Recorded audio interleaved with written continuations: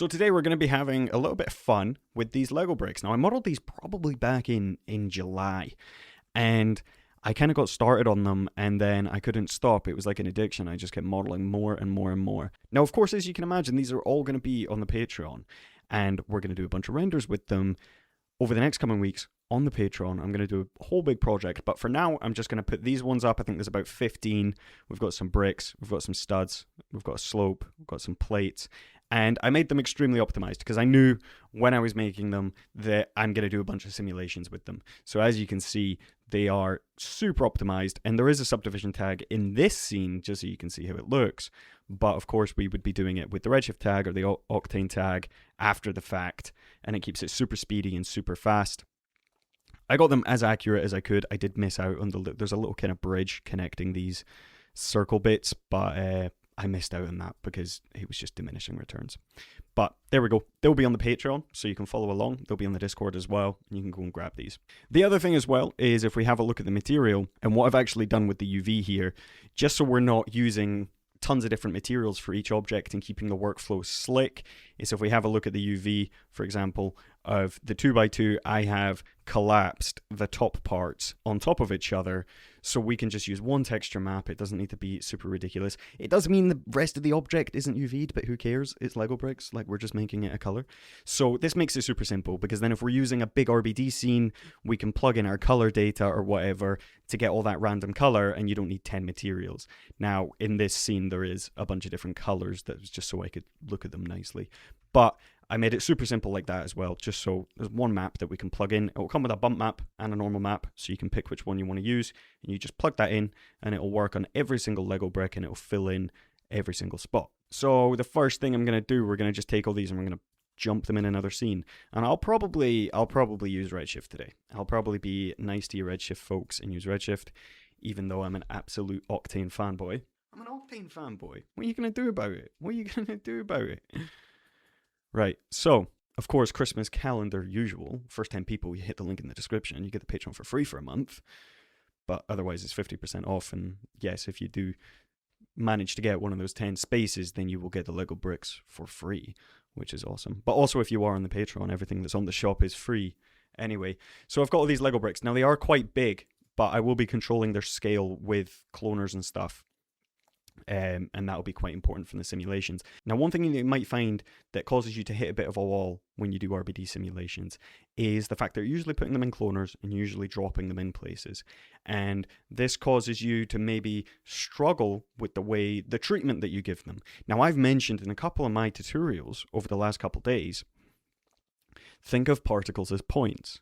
Now, that's going to be quite important. I'm going to group these up, Lego, and I'll delete all the materials bar, I don't know, the blue one, because we don't need any of them. And I'll just actually take all these tags off as well, because we don't need them, because we're just going to use one material.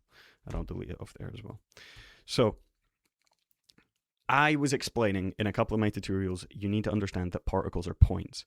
Now, if I drop in a basic emitter, right, and I rotate this 90 degrees, and I set it to a circle, and we're on a constant emission, and that's fine. We'll jump up the frames here. And we'll go to properties, speed, the direction, we're going to set this to radial, so that means it comes out the sides. And I hit play, right? Now, there's another thing you need to understand about cloners as well, because I'm emitting these particles, right? And I explained this in a couple of my videos. If you've watched them, we come to the particle group, you hit your points mode. You can see I've got 159 points in the scene. These particles are literally just points. And if I come to the particle group and draw the radius so we can see the particles, you can see the points within them. So now think of the same thing with cloners. Well, how does a cloner work, right? Well, if I take a cube, I don't know, 15, 15, 15, and I drop it in a cloner, right, and it's on grid, and you're probably very used to seeing a cloner and seeing it as, oh, okay, it's cloning my objects. But what is the cloner actually doing? It's spreading out points, and it's putting your objects on, it's putting instance versions of your objects on there. So if I change this to multi-instance, and we go to viewport mode, points, look at this. It's just a bunch of points. That's all it is, right? So what does that mean for particles? Well, it means that then when we drop in these particles and we emit a bunch of points, that means that we can then clone RBD objects onto them and have very heavily art-directed RBD simulations.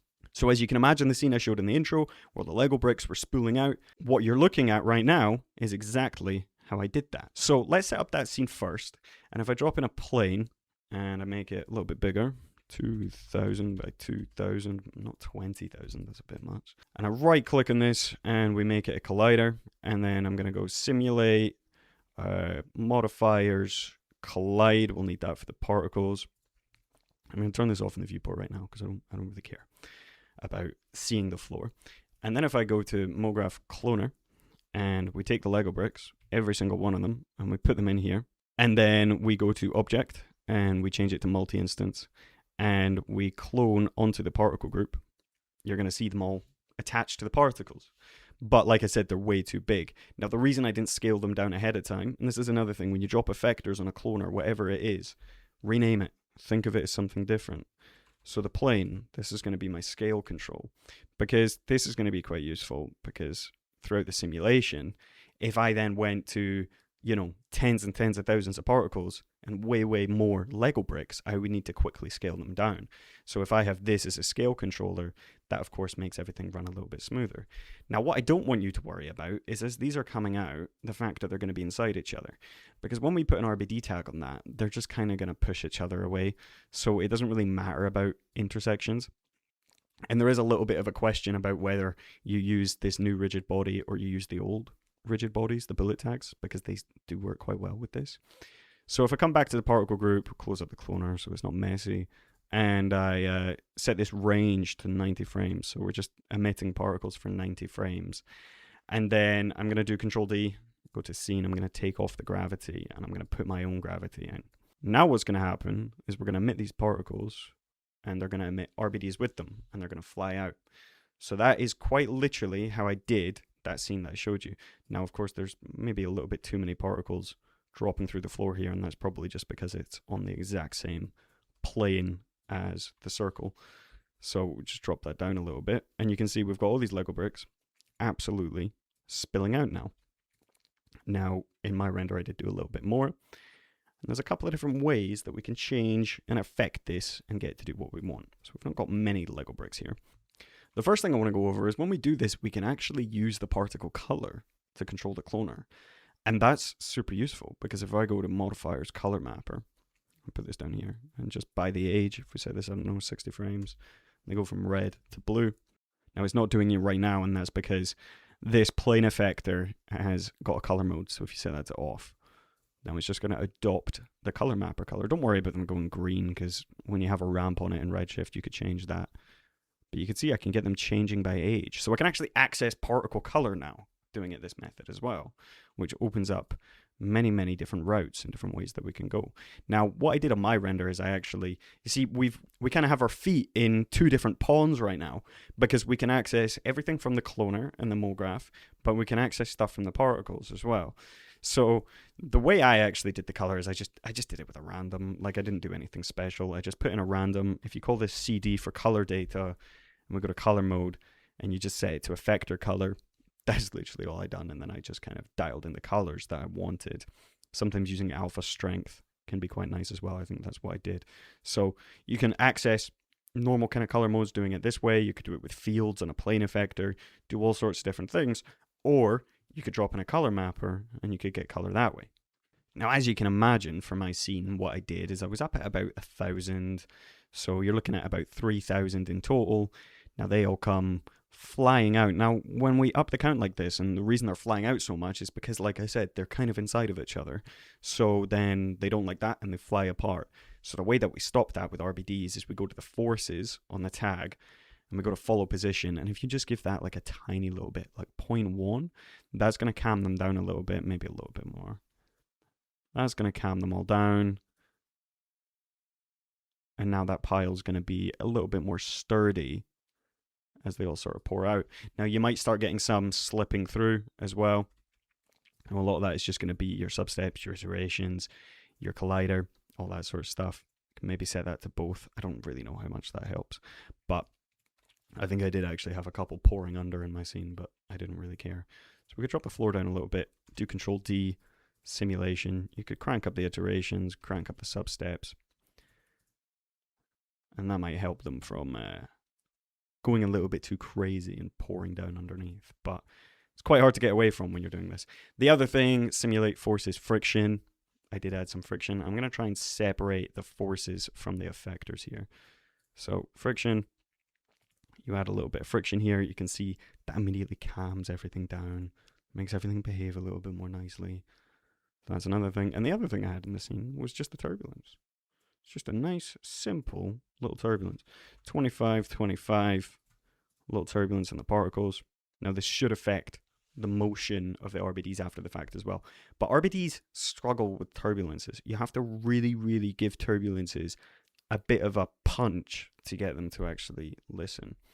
We've got this, and this is going to speed up drastically once we pass frame 90, because that'll mean that we're not spawning in particles anymore. I get past frame 90, you can see it speeds up, but they're kind of a little bit frozen there. So I'm going to drop the follow position, I'm going to come to the collider, I'm going to reduce the friction, increase the bounciness, and you can see that's going to get some slide on it now. So now it's going to kind of keep pushing out. And what I actually like about these simulations, usually in RBDs, I wouldn't like this popping and this jittering and all that sort of stuff. But when it's Lego bricks, I quite like it. It looks quite nice. There's something about it. Now we've managed to stop a decent amount from falling through. But like I said, it's really going to come down to these. We can add a little bit of a radius here. Did this in the tutorial the other day as well. So we can add a little bit of a radius, and that might help them from smashing through the floor as well. But there we go. That's how easily, by just leveraging a little bit of particles, you can pour particles out. So what more can we do with that? Well, there's a bunch more that we can do, because now we're doing this, we can art direct things heavily. So we can have an emitter up here, and that's shooting Lego bricks down, an emitter down here, that's shooting Lego bricks down. You're not just limited to dropping in a cloner and, you know, kind of messing with it with forces. They're much more art directable this way. Now, these scenes will be up with the Lego bricks as well if you want some sim scenes. So let's save this, and then we'll show you a slightly different example. So I'm in a second version of the scene. I saved it, and then Control-Alt-S, saved another. Turn off the cloner for a second, and we come back to the particles. We'll just turn it off in the viewport so we can't see it. Turn on the particles. And I'm going to turn back on the floor now as well. We'll delete that Lego group because we don't need that. So what if we were to set this to a rectangle, and we were to increase the size of it? Let's just do, I don't know, 1500 by 1500. Quite big, right? And we're not really going to change anything else, but the speed, I'm going to set it to minus 250, so the particles are going to come inwards. Now, this is set to radial, and I think that emission will still work the same. Turn this off. They're going to come from the outside. So we're going to need a different kind of emitter for this. So let's try this. So let's take a tube and then make the tube much, much, much bigger. We don't really need an outer radius or an inner radius. But then if we set the rotation segments to 4 and we rotate this 45 degrees, so it'll be 45, so then it's straight, just increase the size of that, scale it down on the height, so bring it down on the height, take off the segments.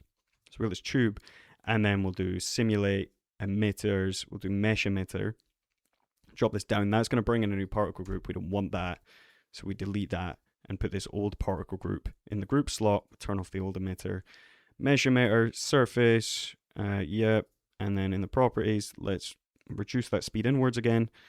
And then this is what kind of gets a little bit annoying about Cinema 4D particles, is they're still coming out both directions. Now I want them to come out because if we do this, they come out both sides.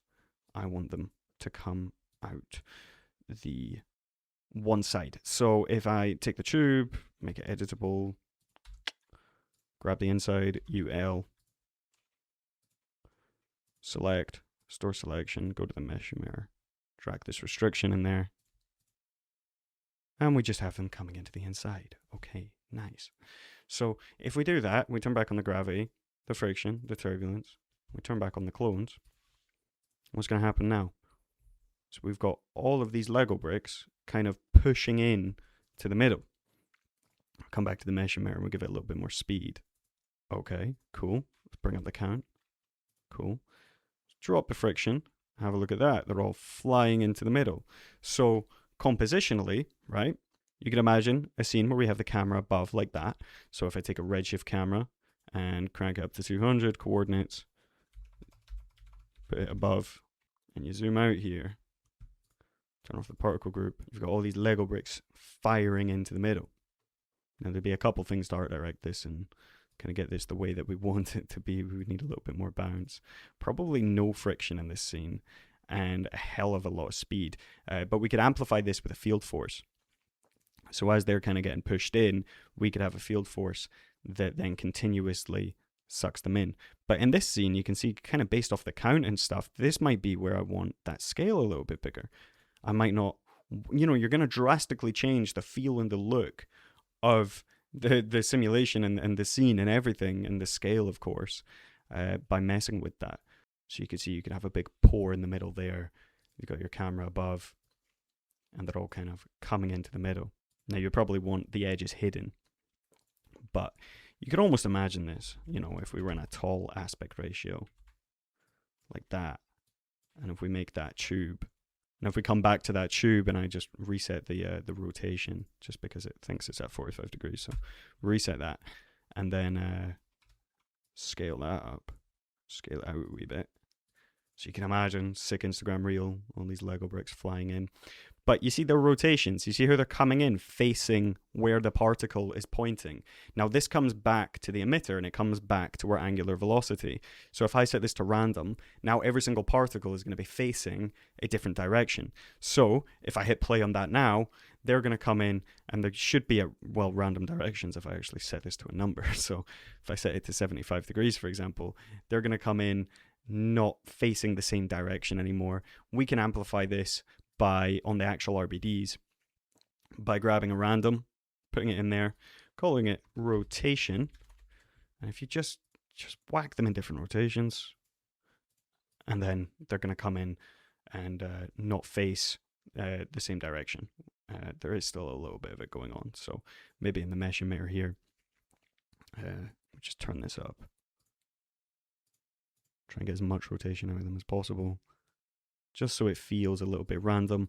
And then on the emission, we could add a little bit of speed variation. So let's crank that speed really high, 1500 variance, 500. So now they're not all going to come in at the exact same speed. Some are going to be faster, some are going to be slower. You're going to get really, really cool scene off of that. This may be a bit too much though, so let's do 1000 by 250. Cool, gravity's on, friction's on. And let's get that scale back up a little bit again. Slightly more panned in scene like this. Cool, and you go these Lego bricks closing in. So that's just another example I wanted to show you how quickly, just with a little bit of particle knowledge, we can severely art direct RBD simulations. Now they're all closing in. There's a little bit of kind of weird collisions going on there, but for the most part, it looks fine. We've got a lot of them falling off the edges though, and I assume that'll just be because the plane's not big enough. So wank that all the way up and hit play. You got them all firing in. Let's get that turbulence back on as well. And like I said, with the turbulences, you're really going to have to give them a bit of a jump to get them to do anything. But there we have it. We do want to set a range on that as well. We didn't set a range. So we want the range. We don't want it spawning any more particles. That's going to speed everything up. And now you've got this, similar to what you would do if you just dropped in a cloner, but you've got them coming in from the outside. Again, we've still got some drops going on. You can always set this to convex hulls. I find that with RBDs that actually works quite well. It doesn't work so well with the particles, but it works quite well with the RBDs to get them to stop dropping through. But there you go. It's just a little bit more art directed, right? Okay, now I've just nicked the Lego bricks out of the first scene there. And what if you were to set up a more traditional kind of RBD type scene? Well, here's what we're going to do. We're going to make a box, right? Just a giant box. We'll do 1500 by 1500. That's massive. Again, that's 15,000. That's why. 1500 by 1500. I'll actually make the X about 1,000. With the Z, about 1,000. So, there we go. Okay. But a little hack for you here when it comes to scaling this and moving it about is if we do Shift-C and we type in geometry axis, and you drag this into the cube, and now it's pushed the axis to the bottom of the cube. So that means that I can modify this scale without having to constantly move the cube. So now if we go MoGraph cloner, and we drop every single Lego brick in there, and we keep it on grid, multi-instance, and we'll do 25 by 15 by 25. Now you can see they're massive. So we're going to set up a scale again. Let's call that scale, parameter, scale, just bring it down a decent amount. And I didn't mean to do 125. I don't know what's up with me today. I keep slapping the wrong numbers and things. So we just bring this in. You're going to set the clones to random as well. And we just want to bring it all in. And if you right click on the cube, render tags, display, enable this, set it to lines. Now we can see through it. So now if I make this cube a lot larger, and I bring this up, we can spread these out a little bit. And I can actually just modify the count here. Do F2, modify it, make sure it fills everything out. Cool. Now, what I said about when I made sure these were super optimized.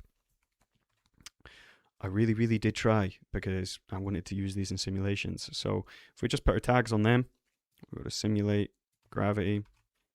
I just like having it away from the default setting here, just so I can always see everything up here. And we hit play. The other thing we're going to have to do in the collider is set this to back because we're colliding off the inside of the cube. And let's put a bit of rotation on them, similar to what we just did. So rotation, and if we do a little bit of follow position, so all the stuff we just done, drop them in this tank, they're all going to fall down. And then from there you can start modifying. But there's a couple of things we want to do first. So you can see super, super quick, all these Lego bricks drop to the bottom. Now, how did I do those color swirls? I'll show you. So if we drop these all to the bottom there, and, you know, ideally I'd probably want a little bit more than this. I'd probably want, you know, a bit of a bigger stack, because the problem with kind of about this amount is once we start modifying that and sticking turbulences on it and stuff, you know, you might see some gaps, and you might want that, but, you know, if you don't, then you can just increase the count here, and super easy, just scale up the cube. So we have more of them there now, and there is maybe a little bit too much smashing inside of each other, but we'll have a little look and see whether they geek out over it. The follow position is a nice antidote to that. Nope, they're fine. Cool. So what I'm going to do is I'm just going to let this play until they all rest. So we go through, we got a flyer over there. Nice. Couple of flyers, couple of jumpers. I'm just going to let them chill out. And once they chill out, I'm going to go to the RBD tag, I'm going to go to dynamics, I'm going to scroll down, you see this initial state down at the bottom, I'm going to hit set. So now, when I start the simulation, it's going to start from here. So the way I put those colors on there is if we do MoGraph effector plane, and if you call this color, and we do fields color, and we grab a shader, and you grab a gradient, enable the color here, make sure that position is not turned on, of course. And basically, yeah, I just stuck the color like this. So, you know, you could do like a blue, and you're going to want to spread it out a wee bit, and then you could do into like a orange, and you're going to want them super tight, unless you want that kind of like transition between them. So you could do into an orange, that goes into a gray, that goes into a red, that comes into a white. I don't know, you can make them even, you can make them not so even, up to you. Just put, you know, it looks like a big box of Lego bricks. And then if we go simulate forces, field force, and we grab a circle, and you set this to XZ, and you crank up the points to 100, and then in there, you put a displacer on it, and you set that displacer to spherical. And I'm just going to bring this up so you can see it. Increase the size a little bit. And we go to fields, not fields, sorry, shading, noise, increase the size all the way up to like 800 or something. Then increase this a little bit, and then you can see that it is quite wiggly, so we can increase the size even more till we get something like this.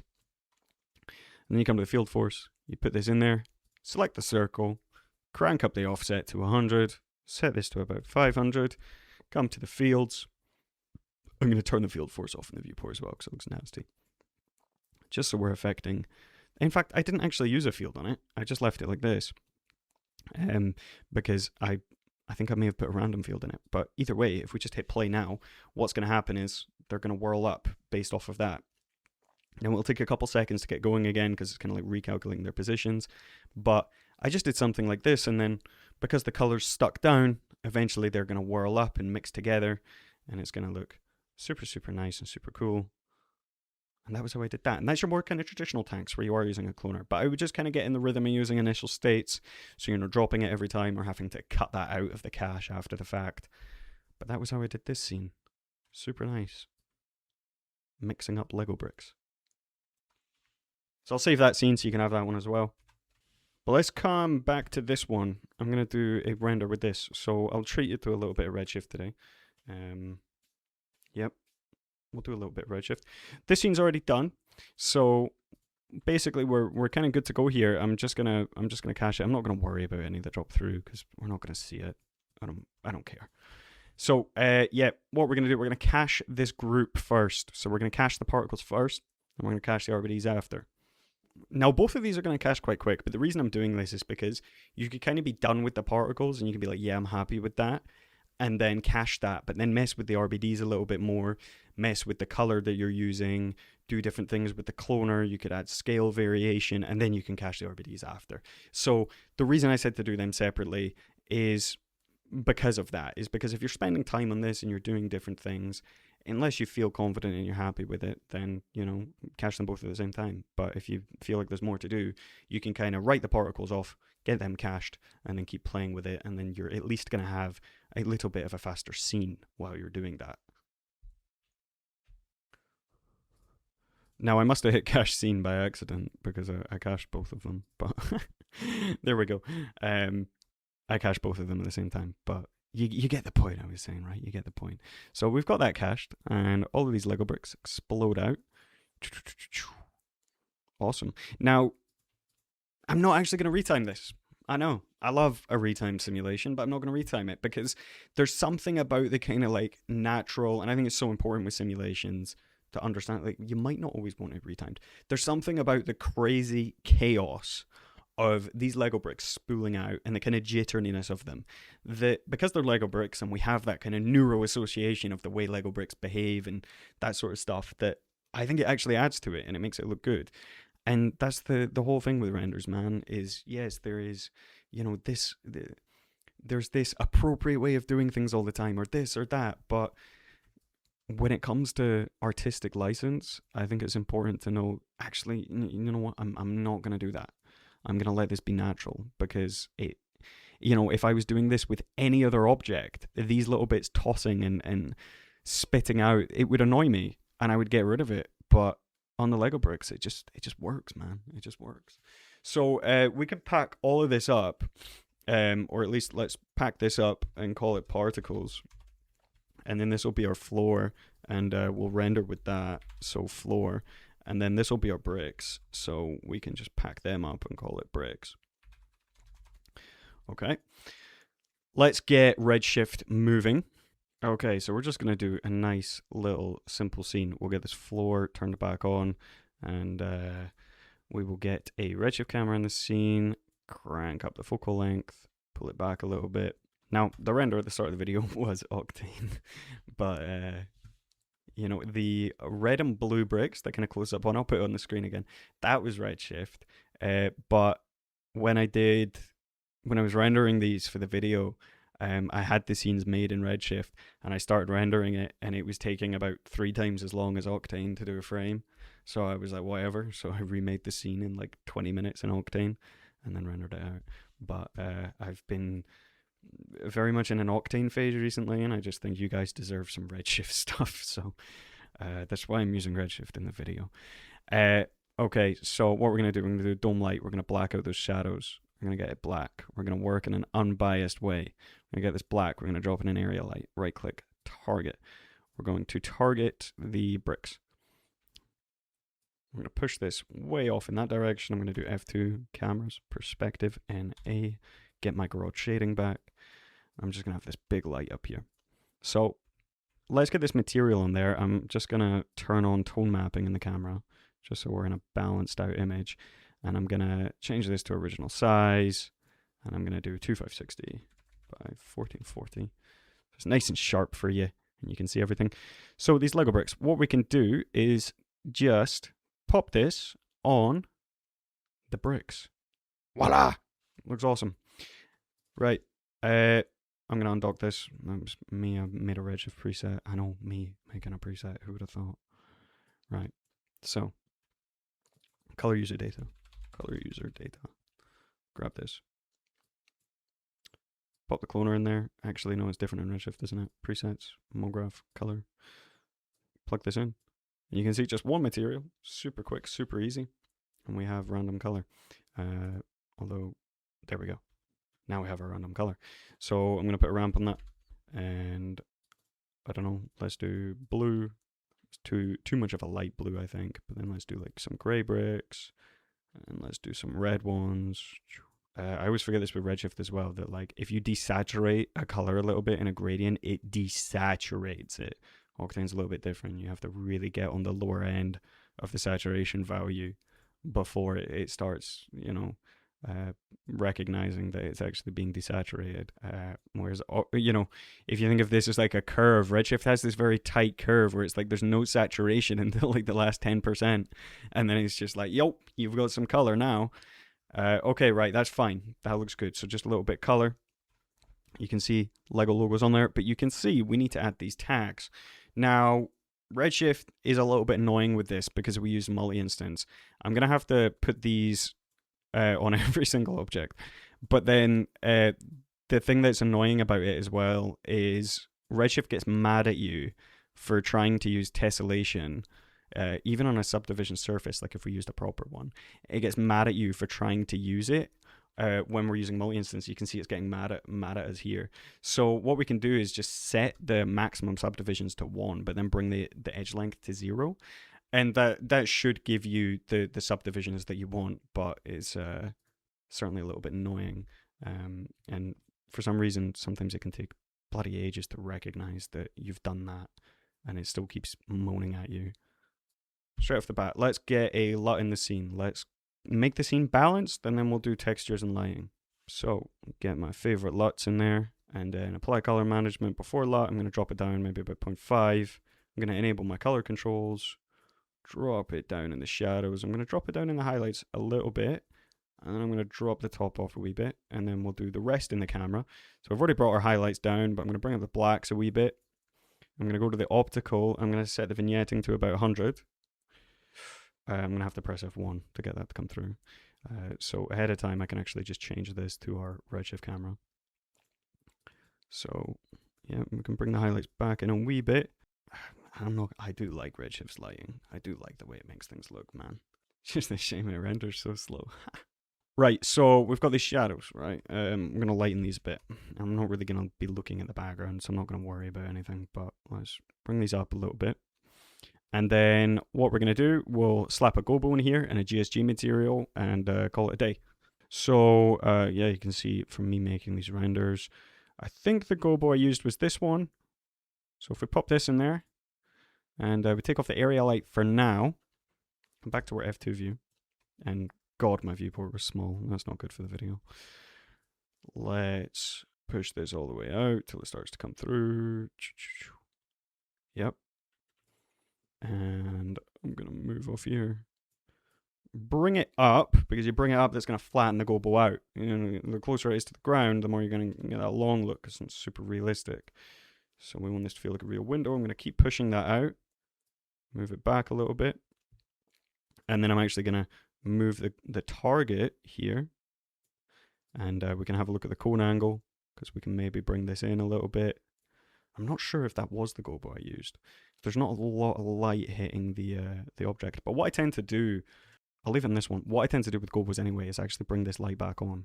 And I'll push this light behind it. And I think that generally, it gives you this kind of light spill. And I think that makes it look a little bit more realistic a lot of the time. So that's something I do tend to do when I'm using gobos, and I think that amplifies the lighting. Now, of course, we're very, very dark up this corner, so what I would then do is I would take another light, but I would exclude the floor from it. So take the floor and exclude it, and then I would use this light to kind of pin up the bricks in areas that they're not being impacted. But you just need to be careful when you place it, where you place it, and the kind of strength of it. So I can use that to just get more highlight on the bricks overall. I'm going to just watch that one a little bit. So I can use that to just kind of bounce up the bricks without worrying too much about much else. So let's get a nice wood material in there now. Now my favorite wood materials on GSG are the unfinished woods. I'm just in love with them. I use this one, birch unfinished 01. Let's drop that in and let's put it on the floor and let's have a look at the scale. Okay, so it's a bit too big. So let's actually open this up and I'm gonna take every single map that's here, all of them, and the first thing I'm gonna do, I'm gonna drop the normal really low because I don't really want to see any of this, and I'm gonna take off the displacement because I don't really care about that. I want this nice smooth wood, and then I'm gonna drop in a value node, so a float, and I'm just gonna use this to control the scale. So if I select all of these, right click on the scale, connect node, existing nodes, float, and if you really want to be neat, you can rename this to scale, and then the higher we go up, the more it's just going to uniformly scale it down. So if I set this to 2, you can see that scales it down a bit. Let's double it. Let's go 4. Okay, we'll leave it on 4. The other thing is a color correction in the base color, and I'm just going to lift the gamma a little bit, just make it a little bit lighter. Now I'm not super happy with that gobo. There's not enough light coming off of it. So I come back here. Let's mess with the exposure.